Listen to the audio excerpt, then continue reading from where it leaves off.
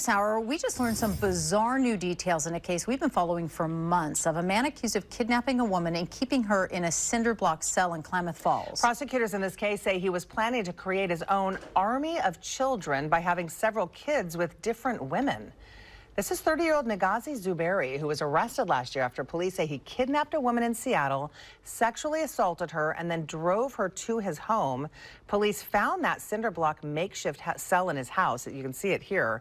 That's where he's accused of keeping her. He's also accused of kidnapping another woman outside a Portland bar.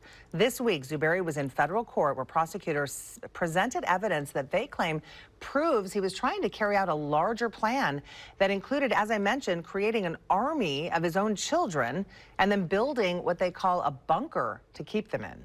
Still not clear what his end goal was or why he wanted this so-called army of children in the first place. Right now, the man has 2 kids, one of whom police say he used as a human shield when he was arrested on kidnapping charges last year.